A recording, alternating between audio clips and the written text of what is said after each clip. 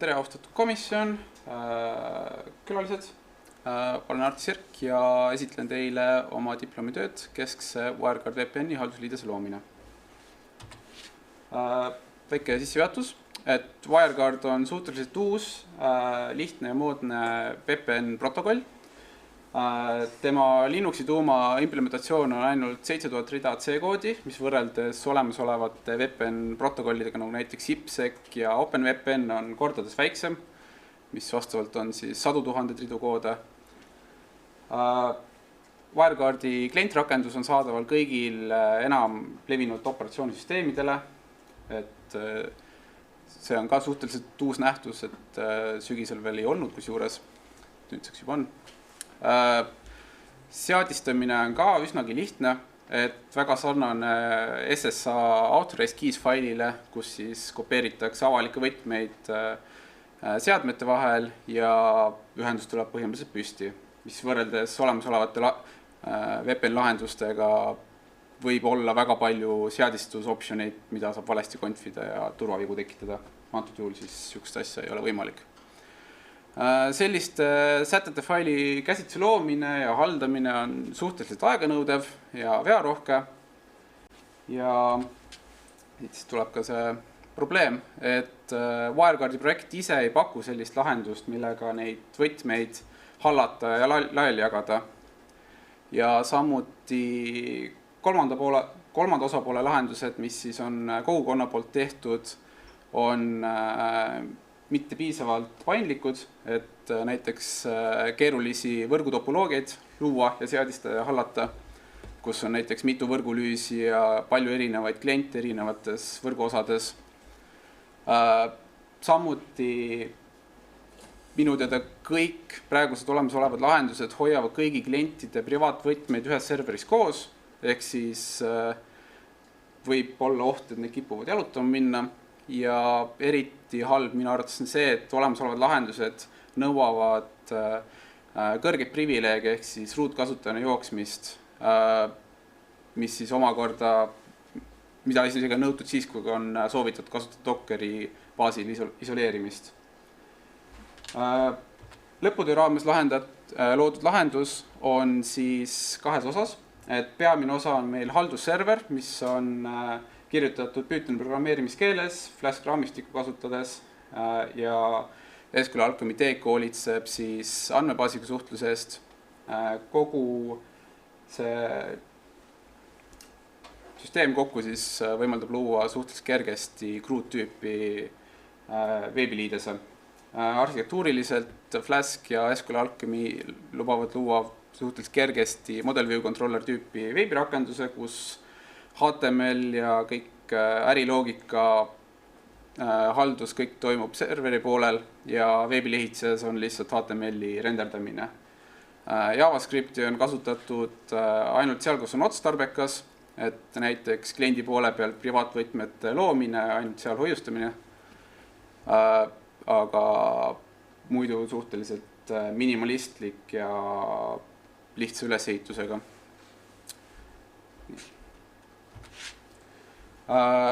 Loodud lahendusel on siis andmebaasi skeema on ka suhteliselt lihtne, et meil on SQL Alchemy toetab palju erinevaid andmebaasi mootoreid all, aga antud töös on kasutusel SQLite andmebaas, sest see tuleb Pythoniga kaasa ja on kerge ka arenduskäigus kasutada ja töös hoida, et ei vaja lisaadministreerimist. Kui vaadata nüüd WireGuardi võrku ennast, siis autoril endale oli, et lihtsam oleks andmebaasi mudelit joonistada, oli seda vaadata kui suunatud graafi, kus siis iga WireGuardi partner, mis on siis, mille külge on võimalik ühendada, on siis graafi tipp ja nende vahelised ühendused on kaared, kuhu külge on siis seotud ka IP-aadressid, mida küll oli võimalik välja optimeerida eraldi tabelisse, et lihtsustada andmebaasi tabeliskeemat.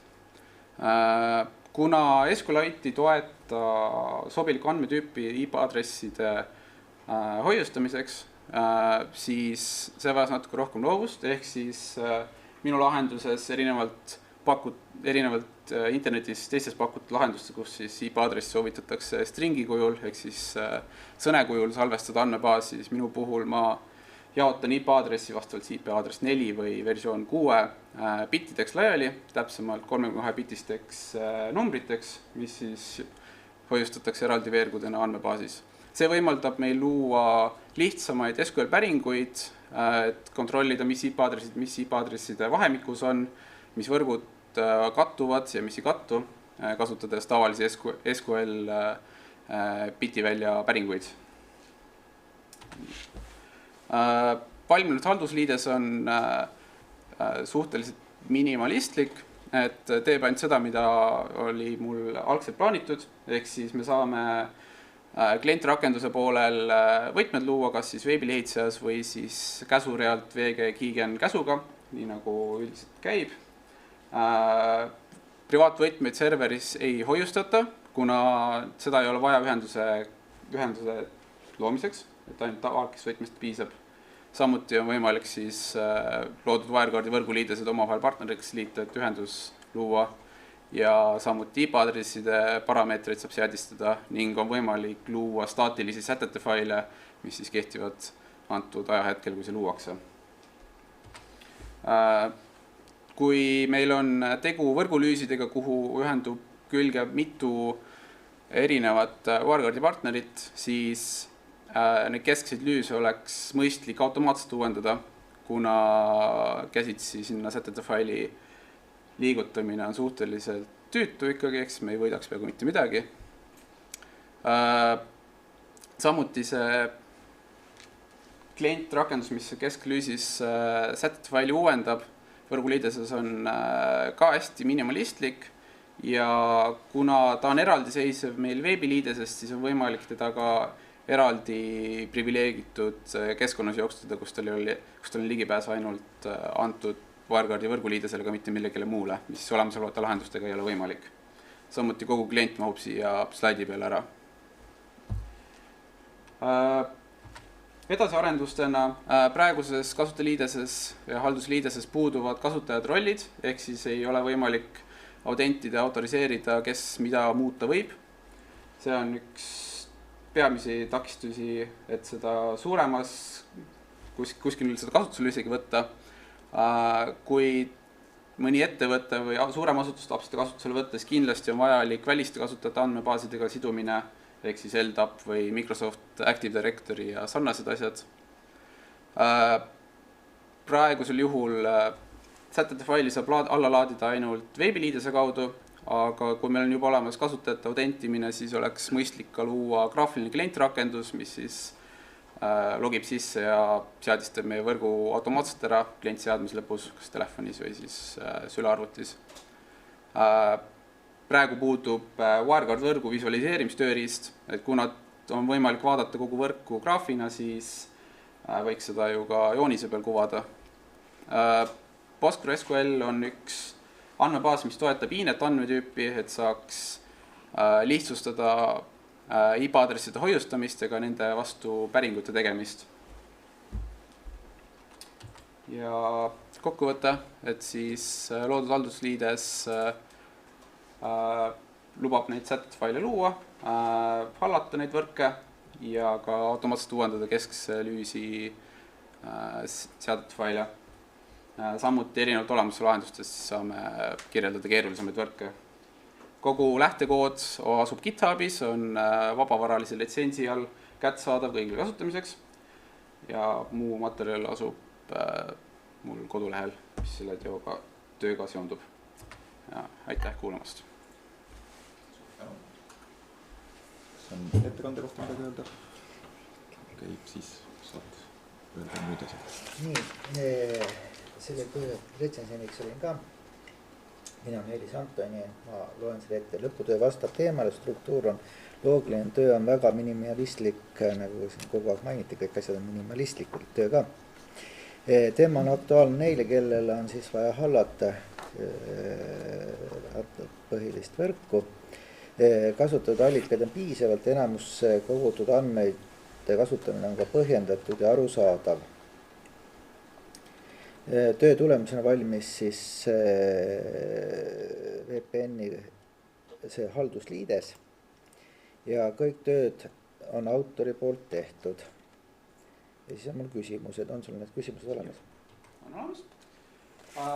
Esimene küsimus on siis, kas antud rakendust on kusagil ka kasutusel, et antud hetkel ei ole, kuna puudub kasutajate sisse logimine ja haldus ja isikutuvastus ja volitamine, et see on põhjus, miks ma seda kasutusele ei ole võtnud veel. Teine küsimus, kas see on läbinud ka testid ja millised? Kasutaja kogemustestid, et kuidas seda kasutada on see, kuna mina olen antud töö tellija ja elluviija, siis ma olen seda teinud. Koodi poole pealt keerulised osad on kaetud ühiktestidega, nagu näiteks SQL-i päringud, et alati saaks koostada õige nimekirja õigetest partneritest, mis on omavahel seotud. Samuti ka IP-aadresside automaatne loomine WireGuardi avalikest võtmetest. Aga muu testimine on manuaalselt toimunud. Mille alusel autor väidab, et WireGuard ei saa kasutada ebaturvalist algoritmi, mis on siis mul kirjutatud leheküljel 14, võib-olla see ainuke algoritm ongi ebaturvaline. WireGuard erinevalt teistest VPN tarkvaradest ei võimalda siis ühenduse loomisel paika panna, milliseid algoritme kasutatakse ja ka nende vahetamine ei ole võimalik, et nii-öelda puudub siis Cypher Agility. See minu arvates ja ka WireGuardi autori arvates on heast, et see hoiab ära Boodle sarnased rünnakud, mis siis näiteks TLS-i ja IPsec-i puhul on võimalik, kus on võimalik seadistada server aktsepteerima ebaturvalisi krüptoalgoritme. WireGuardi poolt kasutatud krüptoalgoritmid on laialt levinud, et enamus, näiteks kui mõne veebilehe lahti võtad, siis võid vaadata brauserist, kus on näha, et on näiteks Chacha-Poli baasil Streami Cypher kasutusel, mis on siis ka WireGuardi puhul kasutusel, samuti leptikõrv krüptograafia, mida siis WireGuardi puhul kasutatakse, on ka laialt levinud juba ja paljude silmade poolt nagu üle vaadatud. WireGuardi enda protokoll, et kuidas hoida seda turvalisena, on samamoodi analüüsitud põhjalikult mitmete kolmandate osapoolte poolt, mille kohta võib täpsemalt lugeda WireGuardi kodulehekülje pealt. Et on nii käsitsi kui ka siis masinate arvutite abil nagu analüüsitud üksipulgi. Kuna see koodimaht on nii väike, siis seda on võimalik teha erinevalt teistest VPN-i protokollidest. Juhul, kui osutub, et mõni algoritm seal ongi nüüd ebaturvaline, siis WireGuardi protokoll on versioneeritud, ehk siis lihtsalt lastakse välja uus versioon, kus on uued algoritmid ja kliente tuleb uuendada, mis on praeguse juhul ka niikuinii vajalik teiste protokollide puhul, et uusi algoritmid oleks võimalik kasutada. Et ma arvan, et see vastas põhjalikult. Nii, 4. küsimus. Millised on üldised nõuded, et antud lahendus, et selline lahendus püsiks turvaline? WireGuardi VPN protokolli enda eest hoolitseb WireGuardi meeskond ja seal on väga palju silmi peal, sest et on väike, nagu ma varasemalt mainisin, et implementatsioon on lühike, on kergem teha ja antud haldusliides, et see turvaline püsiks, autorina jälgin levinumaid nippe ja trikke, et turvavigu ära hoida, samuti näiteks OWASP top 10 nimekirjast võetud turvavead, mis võivad tekkida veebirakendustel. Aga samas kõik inimesed teevad vigu ja egas mitte miski ei ole lõplikult turvatud ja turvaline. Aga ma annan endast parima. Nii. Aitäh, ja retsensent arvab, et edu kaitsmise korral võiks saada ka isegi väga hea ehk 4. Ma tahtsin kohe ühe asja siia tuua juurde, et märkisid 2 korral, et parool läheb jalutama, seleta lahti see väljend. Kuna see on siis sellest, et olemasolevad lahendused, kuna nad jooksevad ruutkasutajal serveris, nad hoiustavad privaatvõtmeid seal samas protsessi või programmi kõrval kuskil ketta peal ja kuna üldiselt on nad kirjutatud üsnagi mahukate raamistike peale, nagu näiteks Node.js, mille Node Modules Cost on üle 200 megabaidi koodi, et siis seal kindlasti on mingeid huvitavaid turvavigu ja kuna see olemasolevad haldusliidesed ei vajavad otsest ligipääsu WireGuardi võrguliideste seadistamiseks, siis kui sealt kuskilt 200 megabaidisest leiad endale turvaaugu, siis sul on root access serverisse, kus sa saad jalutama minna kõigi privaatvõtmetega. WireGuard õnneks mingil määral kaitseb selle eest, et kui sa need privaatvõtmed isegi kätte saad, siis ei ole võimalik lahti krüpteerida eelnevat liiklust ning ka tulevased ühendus, juhul kui keegi üritab tulevikus ka ühendada, siis tekivad probleemid ja asi läheb konflikti, ehk siis keegi ei saa enam ühendust luua. Küll aga üldiselt autori arvates privaatvõtmete hoiustamine kasutajal jooksva protsessi alt niimoodi veebiliidese poolt on natukene halb.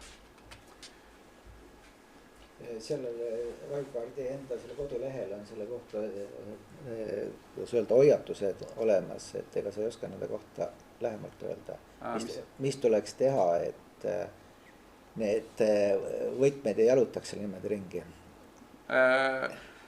Selles suhtes, et WireGuardi peamine soovitus on see, et need võtmed on ainult ruutkasutaja poolt loetavad, et sul on õigused on 7.0.0 Octali Linuxil siis. Ja ega seal väga palju rohkem ei saagi teha, sellepärast kui sul on ruutõigused süsteemi, siis saad jalutama minna nende võtmetega niikuinii. Selge, aitäh. Aga minu lahendusel ongi see, et mul on eraldatud see veebiliides, mida on võimalik isoleerida, kuna ta ei vaja otsest ligipääsu. Ja ka ei salvesta privaatvõtmeid serveris. Ainult serveri see klient rakendus, mis siis lüüsiga suhtleb, et temal on ligipääs privaatvõtmetele. Okei. Mul võib-olla läks seda ühte küsimust siin kommenteerida, et ütlesite, et teiste protokollide puhul on võimalik neid konfigureerida ebaturvaliseks. Jah. Kui mul on juba nii palju õigusi, et ma midagi konfigureerida saan, siis mul on juba... See on pigem süsteemi administraatori probleem, et näiteks ma tean, et mõnda aega tagasi oli probleem, kus VPN teenuspakkujad kasutasid OpenVPN-i Blowfish krüptoga, mis on siis teadupärast üsnagi ebaturvaline, aga seal ongi see, et on inimestel teadmatus, kindlasti mitte kõigil, aga kohati ongi see, et kui on vähem teadlikud inimesed seadistavad IPsec-i või siis OpenVPN-i, siis ei teata täpselt, milliseid krüptograafilisi algoritme üldse võib lubada. Aga seal on ju üldiselt nii enam-vähem see vaikimisi valikut tehtud. Mitte alati. Okay. Kusjuures see ongi see probleem, et vaikimisi ei pruugi olla paigas, et kasutatakse ainult turvalisi algoritme. See ongi see probleem. No selge. No jah, et see on, kui ongi näiteks keegi võtab 3 aastat vana juhise, et oma VPN püsti panna või siis mis iganes, kuskilt leitakse mingid vanad juhised, kus on öeldud, et kasutage MD5, sest see on turvaline, siis on suur tõenäosus, et inimesed teevad selle vea. Ja WireGuardi puhul on see võimatu, sest et see meeskond, kes WireGuardi arendab, et nemad on selle otsuse teinud, et need on turvalised ja kuna seal on väga palju silmi peal, siis hoitakse ka silm peal, et juhul kui midagi ebaturvaline, et siis saab välja vahetada. Okei, ei sellest jah, te olete väga põhjalikult kirjeldanud, et WireGuard on hea, aga kas siis, et milles see mure siis tekib, et ta nagu niisama veel väga hästi ei toimi, et ta on uus lihtsalt või et... Ta on jah uus, et kui võtame näiteks IPsec-i, mis on juba vist üle 20 aasta vana ja OpenVPN on ka juba kõvasti üle 10 aasta vana, et seal on väga palju tööriistu ja lahendusi juba ümber, mis siis võimaldavad sellist võtmehaldust ja profiilide genereerimist lõppkasutajale ja ka serverite ja ruuterite vahel, et seda lahendusi on palju juba olemas, aga kuna WireGuard, nagu ma siin korra mainisin, et näiteks Windowsi klient tuli alles nüüd septembris vist, kui ma õieti mäletan, et mõned kuud tagasi, ehk siis see on hästi uus ja puuduvad sellised lahendused veel. Kuigi nüüd selle lõputöö raames saabus üks, mis võiks lahendada osa neist probleemidest. Veel tuleb kirjutada suurte tähtedega ja hästi paksult. Selge, tänan, kõik minu poolt. Okay. Ma küsin siis ise paar täpsustust, et kõigepealt üks asi oli märkus võib-olla selle kohta, mis te siin ettekandes tegite, et teil oli palju läbisegi inglise ja eestikeelseid termineid. Ikkagi vabandust, ma üritasin neid välja juurida, aga ikka tuleb kõnes sisse kahjuks. Ja samas, kui see WireGuardi turvalisus on juba põhjalikult läbi käidud, siis millist ohtu te näete selles näiteks, et kui teie enda loodud rakenduses mingisugune viga avastatakse, mille kaudu saab ligipääsu siis sellele konfi võimalusele ja konfitakse asi nii, et asi ei tööta lihtsalt?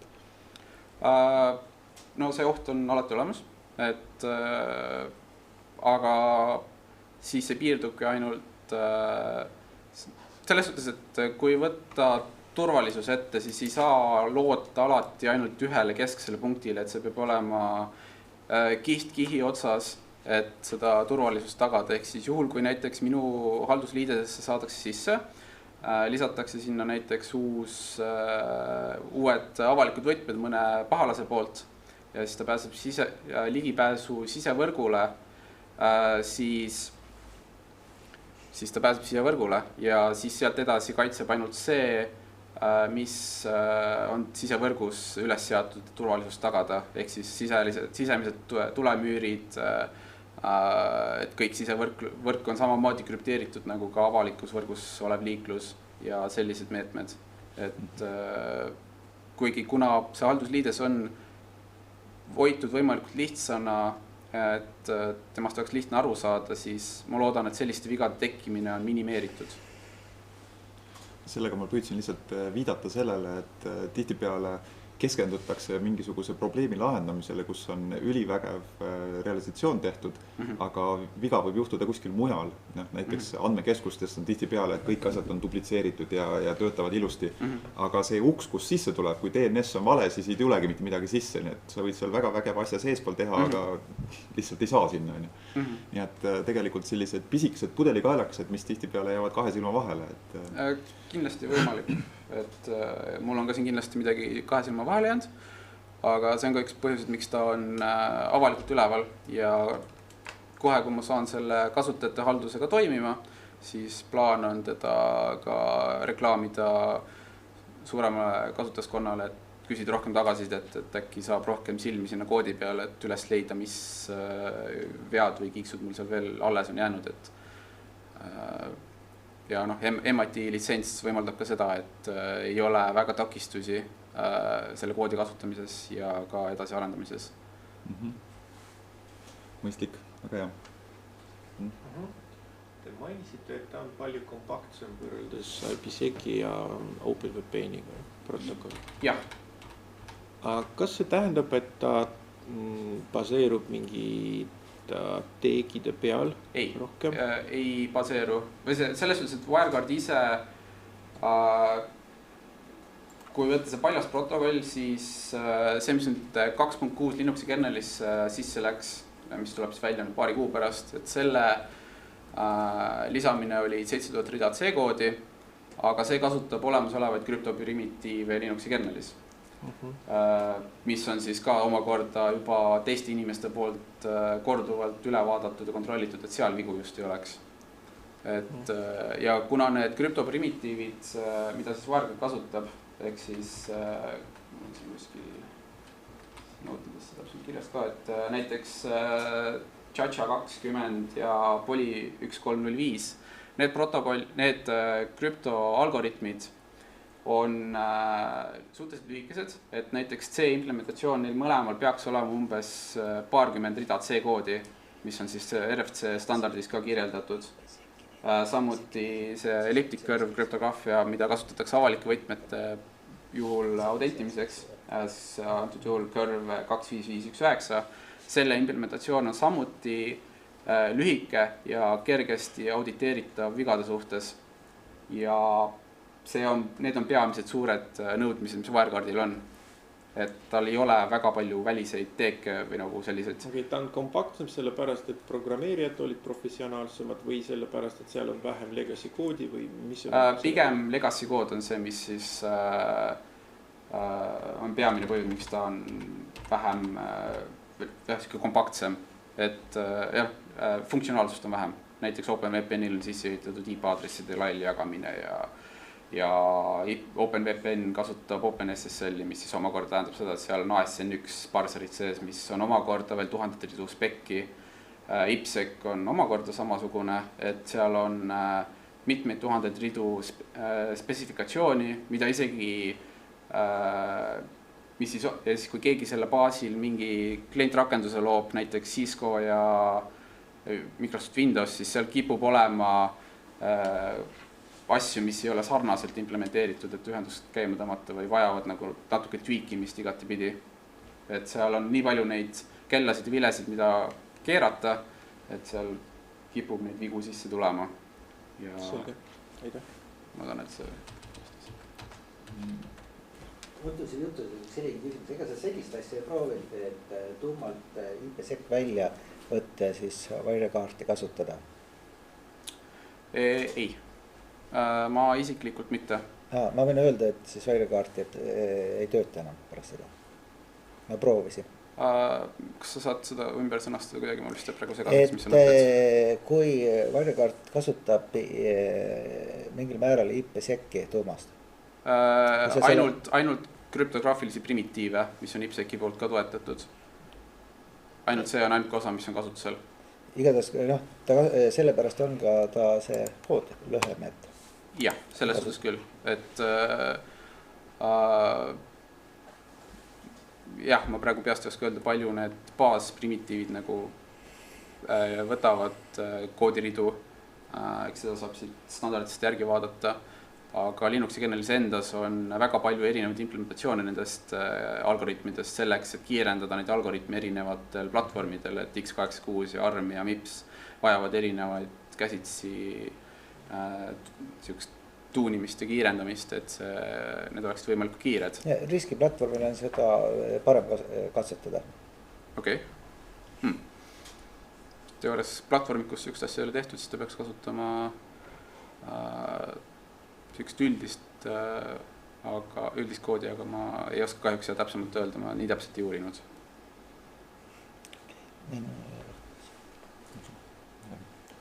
Üks küsimus tuli mul ka veel pähe, et kuna siin oli juttu sellest, et toetatakse selle Wirecard'i poolt ühte konkreetset algoritmi ja kui nüüd mingisugune arendus toimub, siis tuleb välja uus. Kas see tähendab seda, et nii kõik need, ühesõnaga kõik otspunktid tuleb korraga välja vahetada? Sa võid teha siukest asja, et sa paned tööle 2 otspunkti. Et sul on otspunkt, kuhu külge ühenduvad veel vanad kliendid, mis on ebaturvalised nüüd. Ja siis sa paned käima näiteks teise UDP boardi peal uue protokolli versiooni, kuhu siis haldusliidese kaudu sa lükkad välja nendel klientidel uue sätete faili seadistuse, kus on siis kirjeldatud, et ja siis haldusliideses võiksin juurde lisada arvatavasti siukse võimaluse, et sa saad määrata, kas see teisel pool klient toetab vana või uut protokolli. Aga jah, et siis on nagu selle kaudu võimalik hallata, mis mille külge ühendub ja sedasi on võimalik siis 2 protokolli versiooni korraga kasutada kui nagu ülemineku periood, ehk siis ei ole vajalik niimoodi kill switch day või mis see tore nimetus on, et sa vahetad kõik korraga välja.